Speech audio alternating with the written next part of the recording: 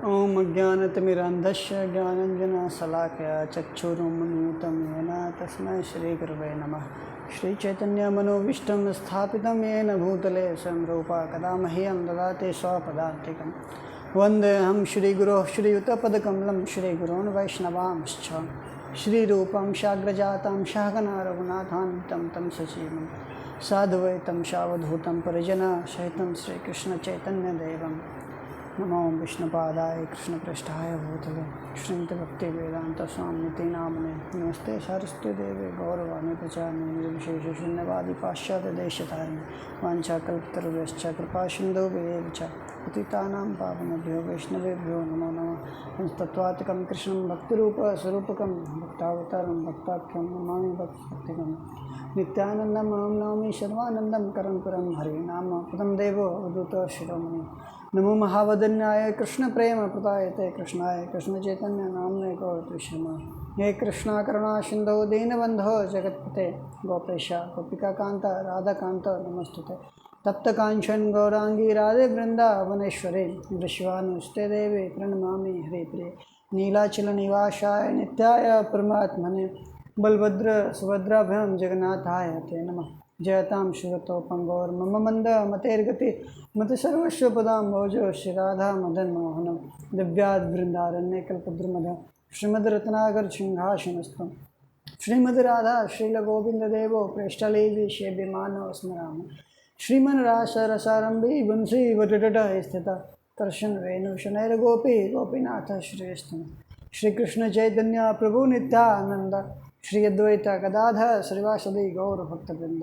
हरे कृष्णा कृष्ण कृष्ण हरे हरे हरे राम राम राम हरे हरे। नमो विष्णुपादाय कृष्ण पृष्ठाय कृष्ण शब्दक स्वामी नम चापादाय तैगोदाय गौरगाता नमो भगवते वासुदेवाय। हम लोग पिछले सत्र में क्या क्या देखे थे? पिछले सत्र में ये हो गया था कि विश्वामित्र मुनि महाराज दशरथ के पास आते हैं।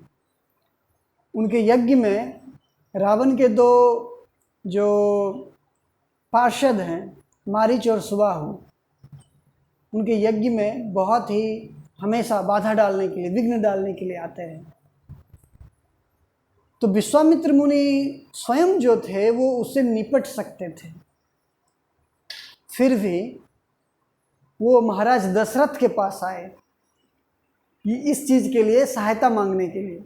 उसके पीछे क्या कारण था? कारण ये है कि जब कोई ऋषि मुनि या ब्राह्मण यज्ञ कर रहा हो या कोई ब्राह्मणिकल जो ब्राह्मण वाले कार्य होते हैं वो कर रहा हो, तो उस समय अगर वह क्रोधित होता है तो उसका प्रभाव नहीं पड़ता है। पहला कारण ये था। और दूसरा कारण ये था कि विश्वामित्र मुनि भगवान राम की जो महिमा है उसको लाना चाहते थे सभी लोगों के पास में।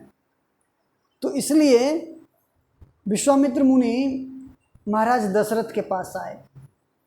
अब जब महाराज दशरथ के पास आए विश्वामित्र मुनि ये चीज़ कि आप हमको भगवान राम दे दीजिए, तो दशरथ महाराज बहुत ही बेचैन हो गए। और बस ये सुन के कि रावण, वो जो राक्षस है वो रावण का पार्षद है और राम तो अभी 16 वर्ष का भी नहीं हुआ है, वो राम कैसे युद्ध कर पाएगा उससे? वो तो अभी अभी बस गुरुकुल से आया है, उसको कोई अनुभव भी नहीं है। तो दशरथ महाराज मूर्छित हो गए थे। हम लोग इतना तक देखे थे, है ना। तो इस सत्र में जो है, आज के सत्र में हम लोग देखेंगे कि वशिष्ठ मुनि दशरथ महाराज को सांत्वना देते हैं और बताते हैं कि राम को कुछ नहीं होगा। क्यों नहीं कुछ होगा? क्योंकि वो विश्वामित्र के साथ जा रहे हैं और विश्वामित्र जो है वो बहुत ही उन्नत व्यक्तित्व हैं, जया और सुप्रभा के पुत्र हैं, बताते हैं विश्वामित्र मुनि। और उनके पास सारे अस्त्रों का जो है वो ज्ञान है, इसलिए उनको कुछ नहीं होगा। और उस पर क्योंकि वशिष्ठ मुनि उनको ये रिवील जो ये प्रकट इसलिए नहीं करते हैं कि वो भगवान है, क्योंकि दशरथ महाराज वात्सल्य प्रेम में थे। पितृभाव में थी, पितृत्व भाव में। तो उनको विश्वास ही नहीं होता कि ये भगवान है नहीं है, इसलिए वशिष्ठ मुनि उनको इस तरीके से समझाते हैं। हम लोग ये देखेंगे। फिर देखेंगे भगवान राम विश्वामित्र मुनि के साथ जाते हैं गंगा, सोन नदी से होते हुए, सरयू से होते हुए गंगा, और उसके बाद गंगा पार करते हैं। फिर ताटका वन है, विश्वामित्र मुनि उनको ताटका के बारे में बताते हैं। तो ताटका के बारे में जब बताते हैं विश्वामित्र मुनि, तो ताटका जो है उसके बारे में बताते हैं कि इसी वन में रहता है, तो ताटका वध करेंगे भगवान राम। फिर उसके बाद सिद्धाश्रम जाएंगे जहाँ पर यज्ञ होने वाला है, और वहाँ पर वो सुबाहु का वध करेंगे और मारीच को बहुत दूर 100 योजन दूर समुद्र के पास फेंक देंगे। क्यों? क्योंकि मारीच से एक और काम करवाना है। वो अरण्य कांड में आएगा कि मारीच जो है रावण की सहायता करता है जब माता सीता का हरण होने वाला रहता है, तो एक और काम करवाना है, इसलिए भगवान उसकी हत्या नहीं करते हैं। और हो सकता है कि आगे हम लोग और भी आएँ फिर कि ये देखें कि विश्वामित्र मुनि चाहते हैं कि जो भगवान राम हैं, जो उनकी अंतरंग शक्ति है, शाश्वत अंतरंग शक्ति है, नित्य शक्ति सीता देवी, उनसे मिलें तो मिथिला जाएं। तो वो उनसे अनुरोध करेंगे कि मिथिला चलने के लिए। तो मिथिला जाने के रास्ते में, मार्ग में बहुत सारे नगर आते हैं, नदी आती है। तो भगवान सबके बारे में, सबके इतिहास के बारे में विश्वामित्र मुनि से पूछते हुए जाते हैं। तो आज हम लोग शायद गंगा के इतिहास के बारे में हम लोग अगर वहाँ तक आ पाएँ तो जानने का देख पाएंगे। तो हम लोग देखते हैं। अब दशरथ महाराज, जैसे विश्वामित्र मुनि ने कहा कि हमको राम को ले जाना है, पहले दशरथ महाराज तो बहुत ही एकदम पूरे प्रसन्नचित्त होकर उनको बोल रहे थे कि हाँ हम, आप जो बोलेंगे हम वो कर देंगे, आप जो भी बोलेंगे हम करने के लिए तैयार हैं, जो क्या चाहिए आपको बोलिए। लेकिन अब क्या हुआ? जैसे ही वो ये सुने, क्या सुने कि राम चाहिए हमें, तो पितृमोह में वस्तुतः क्या है कि दशरथ महाराज और भगवान रामचंद्र के बीच जो है वो आध्यात्मिक मोह है, आध्यात्मिक आसक्ति है। हम लोग उसको, ये जो भौतिक, जो जड़ प्रकृति, जो रिलेशन, जो संबंध होता है, उसके आधार पर हम उसको तौल नहीं सकते हैं। तो मूर्छित हो गए। जब वो मूर्छा, और एक मुहूर्त के लिए मूर्छित रहे, जब मूर्छा से वो टूटे दशरथ महाराज, जब उनकी मूर्छा टूटी, तब अब वशिष्ठ मुनि जो है उनको बताना शुरू करते हैं। क्या शुरू बताते हैं कि देखिए इनका कुछ नहीं होगा, क्योंकि विश्वामित्र मुनि जो है वो बहुत ही उन्नत, बहुत ही विशेष ऋषि हैं। इनको हर एक अस्त्र शस्त्र का ज्ञान है, और ये आपके पुत्र की भी रक्षा करेंगे। इसलिए आप चिंता मत करिए कि राम के साथ कुछ हो जाएगा या कुछ नहीं होगा, क्या होगा राम का। तो बहुत समझाने के बाद दशरथ महाराज मान गए कि हाँ ठीक है, चलो कोई बात नहीं। तब वो विश्वामित्र मुनि को बोलते हैं कि आप इनको ले जाइए अपने साथ। तब जब सारा चीज़ सेटल हो गया, अब दशरथ महाराज तैयार हो गए कि विश्वामित्र मुनि इनको ले जा सकते हैं। तब वशिष्ठ जी के द्वारा विश्वामित्र मुनि को उन्होंने राम को सौंप दिया। वशिष्ठ मुनि भगवान राम को लेकर विश्वामित्र मुनि के हाथ में सौंप दिए। तो जाने से पहले भगवान राम ने अपना तीर धनुष, जो तरकस था, जो तुनीर था, उसमें वाहन रख के सब कुछ पूरे सज्जित होके जाने के लिए तैयार हुए। अब लक्ष्मण जो हैं वो भगवान के, जैसे हम लोग पिछले सत्र में देखे थे, तो कभी भी वो भगवान से अलग नहीं होते हैं। अब लक्ष्मण ने भी, वो क्योंकि भगवान राम जा रहे हैं तो लक्ष्मण भी बोले कि हम भी जाएंगे, तो लक्ष्मण जी भी उनके साथ हो लिए। अब ये लोग जब विश्वामित्र जो हैं उन्हें साथ लेके चलने लगे। अब सरयू आया, सरयू पार किए, मतलब सरयू गंगा में मिलती है, तो गंगा में गए और गंगा पार किए। जब गंगा पार किए तब एक बहुत ही बड़ा वन आया और वहाँ से बहुत ही, मतलब उस समय जो है एकदम इस तरीके की शांति छाई हुई थी कि कोई कुछ भी नहीं हो रहा था, एकदम सन्नाटा सा छाया हुआ था पूरा। तो भगवान राम बोलते हैं, विश्वामित्र मुनि से पूछते हैं कि ऐसा क्या है, ये एकदम वन जो है दुर्गम वन लग रहा है, ऐसा लग रहा है कि हम लोग इसको पार भी नहीं कर सकते हैं, बहुत ही भयावह डरावना जैसा लग रहा है। तब विश्वामित्र मुनि उनको बताते हैं कि ये जो वन है, एक यक्ष पुत्री यहाँ पे रहती है जिसका नाम ताटका है। हम लोग रामायण, जब पूरा रामायण में जब आएंगे, अभी हम लोग रामायण सार देख रहे हैं तो इसलिए मैं संक्षेप में बता रहा हूँ, तो वहाँ आगे आएंगे। तो किसी ऋषि के श्राप के कारण जो यक्ष पुत्री थी वो राक्षसी में बदल गई थी, परिवर्तित हो गई। तो ताटका है और वो बहुत ही भयानक है, हर किसी को खा जाती है, मनुष्य हो, नरभक्षी है, वस्तुतः पशु हो, पक्षी हो, किसी को भी नहीं छोड़ती है। तब तो विश्वामित्र मुनि उनसे अनुरोध किए भगवान राम से कि देखो, मैं तुमको इसलिए लाया हूँ अपने साथ कि तुम इन राक्षसों का वध कर सको। विश्वामित्र मुनि उनके गुरु के तरह अभी अभिनय कर रहे हैं उस लीला में कि विश्वामित्र मुनि गुरु हैं और भगवान राम उनके शिष्य हैं, तो इसी तरीके से उनको आज्ञा दे रहे हैं। तब भगवान राम बोले जैसी आपकी आज्ञा, और वो क्या किए भगवान राम, अपना धनुष लेके, जैसे होता है ना कि तीर छोड़ने से पहले जो क्षत्रिय लोग होते थे वो टंकार करते थे, धनुष का जो डोरी रहता है उसको खींच के दूर तक उसे टंकार करते थे। तो टंकार किए तो जो ध्वनि थी, जो धनुष के टंकार की जो ध्वनि थी, इतनी विशाल, इतनी प्रबल, इतनी भयानक ध्वनि थी कि ताटका के कान में वो अग्नि के जैसे लगी। मतलब ऐसा लगा कि उसके कान में कोई आग डाल दिया हो।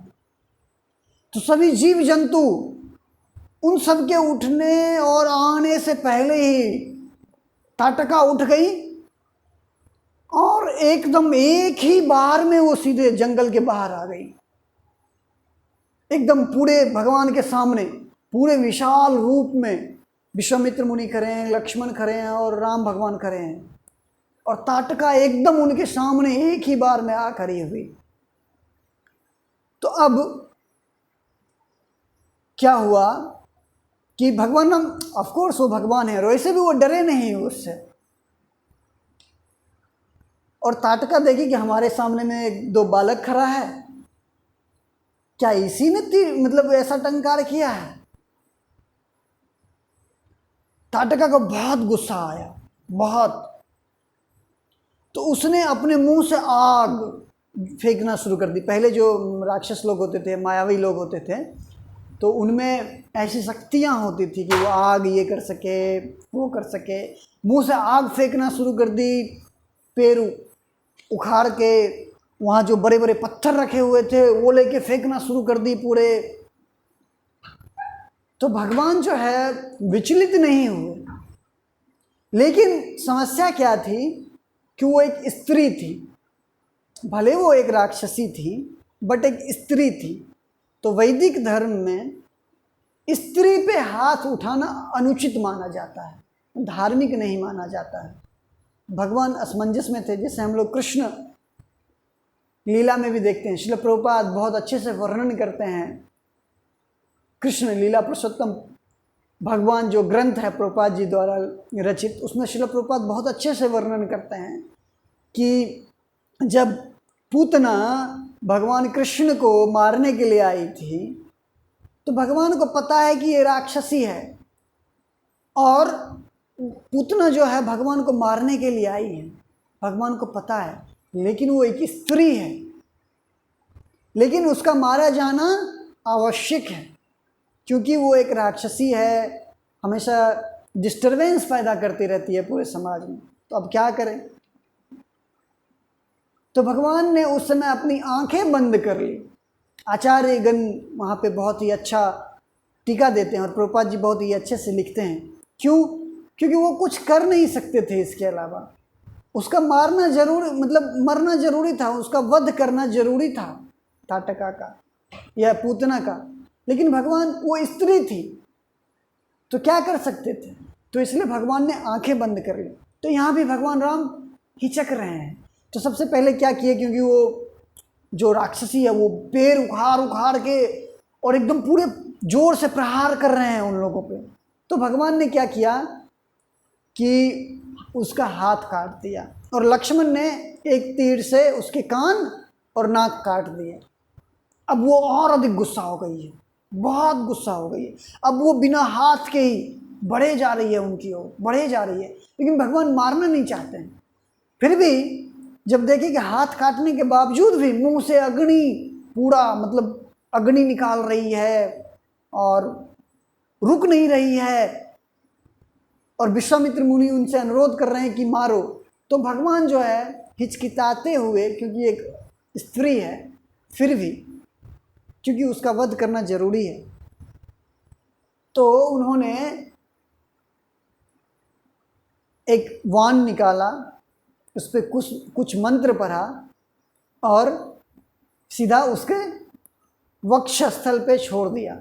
और जैसे ही उसके वक्षस्थल पे लगा ताड़का के, वैसे ही वो गिर पड़ी और वो मृत्यु को प्राप्त हो गई। जैसे वो मृत्यु को प्राप्त हुई, सारे देवतागण बहुत खुश हुए। ऊपर से वो क्या बोलते हैं, जो हम लोग देखते भी हैं सीरियल वगैरह में, धारावाहिक वगैरह में, फूल गिराने लगे, भगवान की जयती जय जय करने लगे। तो सब इस तरीके से वो करने लगे। तो सारे देवतागण आए और भगवान की जयकार करने लगे। क्यों? दो कारण था कि देखिए, एक तो ऐसे ही ताटका बहुत हर किसी को बहुत परेशान कर रही थी, और दूसरा कि भगवान, देवताओं ने देखा कि भगवान जो है जिस काम के लिए, हमारे जिस काम के लिए वो गए थे, उन्होंने अपना कार्य आरंभ कर दिया है। रावण के पार्षदों को मारना, वध करना आरंभ कर दिया है। तो इसलिए उनको बहुत खुशी हुई। तो अब विश्वामित्र मुनि के साथ वो लोग ताटका वध के बाद, रामायण में हम लोग देखेंगे कि जब ताटका वध जैसे ही खत्म हुआ, उस समय पूरा वो वन जो था दुर्गम था, पेड़ पौधे सूखे हुए थे। लेकिन जैसे ही वन खत्म हुआ, वहाँ पे सारे पेड़ पौधे हरे हो गए, मोतियों जैसा सब चीज़ चमकने लगा। बहुत विस्तृत वर्णन है, बहुत अच्छे से वर्णन किया हुआ है। तो खैर हम लोग आगे बढ़ते हैं। तो विश्वामित्र मुनि उनको फिर आगे ले चले। तो रुद्र आश्रम पहुँचे पहले। वहीं पास में सिद्धाश्रम था। सिद्धाश्रम और रुद्राश्रम क्या है? रुद्राश्रम वो उस जगह को जहाँ पे कि भगवान रुद्र जो हैं, मतलब शिव जी जो हैं, वो कामदेव पर गुस्सा हो गए थे और उनको भस्म कर दिया था। इसलिए उनको कामदेव का एक नाम अनंग भी पड़ा। अनंग, जिसका कोई अंग ना हो, अंग समाप्त हो गया हो, तो इसलिए कामदेव का नाम अनंग भी पड़ा। तो वो रुद्राश्रम था। उसका हम लोग जो इतिहास है वो आगे देखेंगे कि किस तरीके से, क्यों कामदेव को श्राप दिया गया था।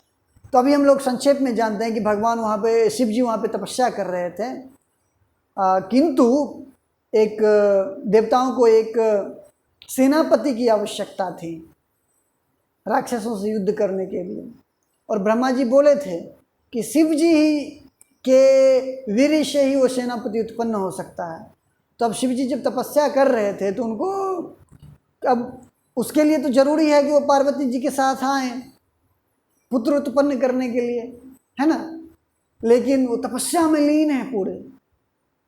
अब क्या हो, क्या नहीं होगा, तो देवता लोग बहुत परेशान हो गए थे। तो इसलिए उन्होंने कामदेव को बोला था कि जाइए थोड़ा डिस्टर्ब करिए उनको, उन पे भी अपना काम का तीर चलाइए। हम लोग क्या होता है, जब किसी को देखते हैं, सुंदर स्त्री, सुंदर किसी को देखते हैं, तो जैसे काम जो आती है ना, वो तो एक्चुअली वस्तुतः उसमें कामदेव अपना तीर चला रहे होते हैं, और इसलिए हम लोग मोहित हो जाते, काम मोहित हो जाते हैं।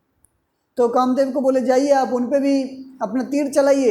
ताकि वो पार्वती जी के पास जाएं और हम लोग को पुत्र दें जो कि हमारे सेनापति के रूप में आएंगे। बाद में हम लोग देखेंगे कार्तिकेय उसी प्रकार से जन्म लिए। तो भगवान शिव को बहुत गुस्सा आया, शिव जी को बहुत गुस्सा आया, तो उन्होंने उनको भस्म कर दिया। तो इसलिए वो रुद्राश्रम या अनंग आश्रम भी कहा जाता है। और पास में सिद्धाश्रम था। तो विश्वामित्र मुनि से पूछते हैं भगवान राम, आप यहाँ क्यों नहीं रहे कि सिद्धाश्रम में रह रहे हैं? तब वो बताते हैं कि देखिए, हमारी जो आसक्ति है ना, वो विष्णु से है बहुत ज़्यादा। और ये सिद्धाश्रम जो है ना, ये बहुत ही स्पेशल आश्रम है। क्यों? क्योंकि यहाँ पे बहुत सारे जो ऋषि मुनि हैं वो विष्णु की तपस्या करके सिद्धि प्राप्त किए हैं। अब वहाँ पे सिद्धि उन्होंने क्यों प्राप्त की है? तो बताते हैं, क्योंकि वामन देव यहाँ पे आए थे, उन्होंने भी तपस्या की थी। वामन देव जो हम लोग बलि महाराज का बहुत ही अच्छे से इतिहास दिया हुआ है रामायण में, भागवतम में भी आता है, तो बहुत ही अच्छा इतिहास दिया हुआ है। हम बस आपको छोटे से बता देते हैं कि एक बार बलि महाराज जो विरोचन के पुत्र हैं और प्रहलाद महाराज के पोते हैं, यज्ञ कर रहे थे स्वर्ग को भी हड़पने, मतलब स्वर्ग पे राज करने के लिए, इंद्र को ये करने के लिए, स्वर्ग को हड़पने के लिए। तो इंद्र बहुत चिंतित हो गए थे, जैसे नॉर्मली हो जाते हैं बहुत समय, हमेशा कि हमारा कोई पोस्ट ना ले ले, देवतागण हो जाते हैं अक्सर। तो इसलिए श्रील प्रभुपाद हमेशा बोलते हैं कि हम लोग देवलोक में भी जाके सुरक्षित नहीं हैं, वहाँ भी राक्षस आके अटैक करेगा। तो हम लोग को बहुत ही सतर्क रहना चाहिए कि हम लोग को जाना कहाँ पे है, हमारा जो अंतिम डेस्टिनेशन है वो क्या होना चाहिए, बहुत सतर्क रहना चाहिए। खैर कोई बात नहीं। तो हम लोग आगे, तो बलि महाराज तब तपस्या कर रहे थे, तो सब देवता लोग जैसे हमेशा ब्रह्मा जी के पास जाते हैं और अपना दुखड़ा सुनाते हैं। फिर ब्रह्मा जी सबको लेके क्षीर सागर के पास जाते हैं, वहाँ पे विष्णु भगवान महाविष्णु से उनका साक्षात्कार होता है। फिर महाविष्णु बोलते हैं ठीक है हम अवतार लेंगे। तो उसी प्रकार से वामन रूप में वो अवतार लिए और बलि महाराज से वो 3 पग भूमि मांगे थे, 3 पग भूमि मांगे थे। तो ये कहानी बहुत ही जो है, ये बहुत ही प्रसिद्ध कहानी है, तो आप लोग को पता ही होगा। तो वामन देव भी उस सिद्धाश्रम में जो है ना तपस्या किए थे, इसलिए उस आश्रम का जो है वो जो महिमा है बहुत ज़्यादा था कि बहुत सारे जो भी वहाँ पे ऋषि मुनि तपस्या करते थे उनको सिद्धि प्राप्त हो जाती थी। तो इसलिए विश्वामित्र मुनि भगवान राम से बोल रहे हैं कि देखिए, हमारी जो एफिनिटी है, जो हमारी जो आसक्ति है ना, वो विष्णु से है, इसलिए हम रुद्राश्रम में नहीं रहे। रुद्राश्रम में वो भगवान शिव का आश्रम है, भगवान शिव ने वहाँ पे तपस्या किया था, लेकिन यहाँ पे वामन देव तपस्या किए थे, इसलिए हम यहाँ पे रहते हैं। तब उनको वहाँ पे आके बताया कि यही जगह है जहाँ पर हम यज्ञ करते हैं, और यही जगह है जहाँ पे वो 2 राक्षस जो निर्वक्षी राक्षस हैं, जो निशाचर हैं, वो यहाँ पे आते हैं और उस यज्ञ में विघ्न डालते हैं। तब विश्वामित्र मुनि आए सिद्धाश्रम में, सारे ऋषि मुनि मिले, तो सब ने विश्वामित्र मुनि की पूजा की और भगवान राम को जो है अतिथि के रूप में उनका स्वागत किया। उस रात में जब आ रहे थे, उस मतलब रास्ते में आधा योजन वगैरह चलने के बाद विश्वामित्र मुनि भगवान राम और लक्ष्मण को, क्योंकि वो सोचे कि जब राक्षसों से, क्योंकि यज्ञ जो था उनका अग्निहोत्र यज्ञ 7 दिनों का था और दिन रात हमेशा चलता रहता, तो राक्षस कभी भी आके उसमें विघ्न डाल सकते थे। तो उससे पहले ही राम और लक्ष्मण को बला और अति बला 2 मंत्र होते हैं वो दिए। उससे क्या होता कि उनको भूख प्यास, थकान और नींद नहीं आती। अब सबसे इम्पॉर्टेंट बात क्या है, यहाँ पे जो कमेंटेटर हैं एक बहुत ही अच्छा एक इम्पॉर्टेंट लेसन देते हैं कि जो भी मंत्र है, वैदिक मंत्र, वो गुरु शिष्य परंपरा में ही अगर आए तभी और तभी फ्रूटफुल होगा, तभी उसका इफेक्ट पड़ेगा। और ये लागू होता है वस्तुतः हरे कृष्ण महामंत्र पर भी। वस्तुतः हरे कृष्ण महामंत्र कोई भी जप करे तो उसका फल मिलता है, लेकिन यदि हम उसको परंपरा में ग्रहण करें, परंपरा में रिसीव करें, तब उसका प्रभाव जो है ना वो एक अलग प्रभाव होता है। और यही चीज़ गायत्री मंत्र पर भी लागू होता है। तो विश्वामित्र मुनि उनको बला और अति बला मंत्र दिए। बला मंत्र से भूख प्यास सब चली जाती और थकान चली जाती, और अति बला से थकान चली जाती, उनको नींद नहीं आती। हालांकि देखिए भगवान भगवान है, उनको इन सब की कोई ज़रूरत नहीं है, लेकिन जब भगवान एक मनुष्य का अभिनय कर रहे होते हैं ना, तब वो मनुष्य जैसा ही व्यवहार भी करते हैं। तो इसलिए, और उनके जो पार्षदगण हैं वो भी उसी तरीके से व्यवहार करते हैं कि लीला को रियल बनाया जा सके। देखिए भगवान से अच्छा एक्टर भी कोई नहीं हो सकता है, कोई भी एक्टर भगवान से अच्छा नहीं हो सकता है। तो भगवान जब एक्टिंग भी करते हैं ना तो इस तरीके से एक्टिंग करते हैं जैसे लगता है एकदम रियल है। जैसे अभी हम लोग कोई आर्ट मूवी जो एक्टर्स वगैरह बनाता है तो उसको बहुत प्रेज मिलता है, क्यों? क्योंकि ऐसा एक्टिंग करता है, लोग बोलते हैं कि लगता है रियल है, एक्टिंग नहीं करता है। तो भगवान से बढ़ के एक्टर कौन हो सकता है बढ़िया? तो भगवान उसी तरीके से अभिनय करते हैं कि एकदम रियल लाइफ में ही, मतलब वो रियल ही लगता है। बस तो वो लीला रियल ही है, बट फिर भी अभिनय कर रहे हैं। तो उनके जो पार्षदगण हैं वो भी उनके साथ अभिनय कर रहे होते हैं। तो विश्वामित्र मुनि उनको मंत्र दिए। अब बोले कि हम अब यज्ञ आरंभ करेंगे, है ना, यज्ञ आरंभ करेंगे। तो यज्ञ आरंभ करने के लिए अब जो भी इंस्ट्रक्शन दिया जाएगा, भगवान राम को जो भी बोलेंगे, तो विश्वामित्र मुनि के साथ जो ऋषि मुनि लोग रह रहे हैं ना वो बोलेंगे। क्यों? विश्वामित्र मुनि मौन व्रत धारण कर लेंगे। जो ब्रह्मा पुरोहित रहता है या किसी पर्टिकुलर यज्ञ में कुछ रूल्स और रेगुलेशंस होते हैं, तो उसमें जो मुख्य पृष्ठ रहता है ना, मुख्य ऋत्विक जो रहता है, उनको मौन धारण करना होता है। वो यज्ञ क्यों कर रहे थे? वस्तुतः जो यज्ञ कर रहे थे ना, तो वो जीव जंतुओं, हर समाज के उद्धार के लिए कर रहे थे। उनका उसमें अपना कोई ये नहीं था, स्वार्थ नहीं था, वो दूसरों के लिए कर रहे थे। तो इसलिए भगवान राम उनके साथ जाने के लिए भी उत्सुक हुए, उनके साथ जाने के लिए भी उत्सुक हुए, क्योंकि भगवान जो है उनका मुख्य मतलब एक पर्पस जो है, जैसे हम लोग गीता में जो देखते हैं, धर्म की स्थापना करना भी होती है। तो उस समय जो त्रेता युग का जो था धर्म, यज्ञ, अग्निहोत्र यज्ञ था, और यज्ञ में जो विघ्न डाल रहे हैं राक्षस लोग, तो उसको स्थापित करने के लिए वो भी आए थे। तो इसलिए भगवान राम उनके साथ गए कि उसकी रक्षा करने के लिए। तो अब 7 दिन का यज्ञ शुरू हुआ। शुरू होने से पहले विश्वामित्र मुनि मौन व्रत धारण कर लिए। तो अब इनको जो भी इंस्ट्रक्शन दिया जा रहा है वो ऋषि मुनि दे रहे हैं। तो अब 5 दिन खत्म हो गया, 5 दिन 5 रात खत्म हो गया, छठा दिन भी खत्म हो गया। अभी तक कोई राक्षस लोग कुछ नहीं किया है, एकदम पूरा कुछ नहीं, मतलब एकदम सब चीज़ अच्छा चल रहा है। अब भगवान राम को क्या हुआ, लक्ष्मण को बोल रहे हैं, लक्ष्मण देखो 6 दिन खत्म हो गया, आज रात हम लोग को बहुत सतर्क रहना पड़ेगा। क्यों?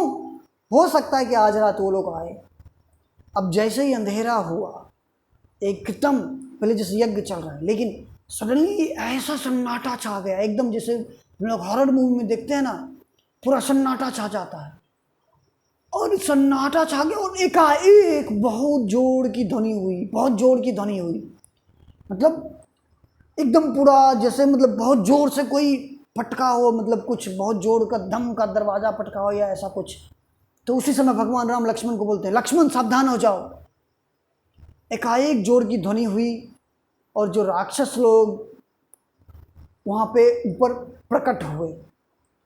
राक्षस लोग यज्ञशाला के पास नहीं आ सकते थे, क्योंकि यज्ञ जो था वो राक्षसों को ही समाप्त करने के लिए था। तो अगर यज्ञशाला के पास आते तो ऐसे ही समाप्त हो जाते। तो वो लोग ऊपर से ही रुधिर, मतलब रक्त, मांस और जो भी ये सब चीज़ें जिससे यज्ञ जो है वो अशुद्ध हो जाए, वो गिराना शुरू किए।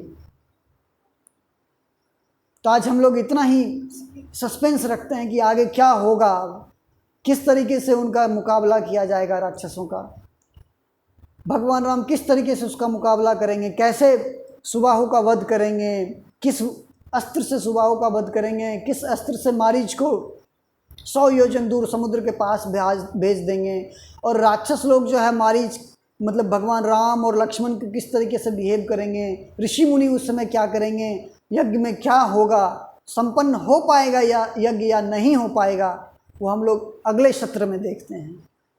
तो आप लोग का बहुत बहुत धन्यवाद। हरे कृष्ण कृष्ण कृष्ण हरे हरे, हरे राम राम राम हरे हरे।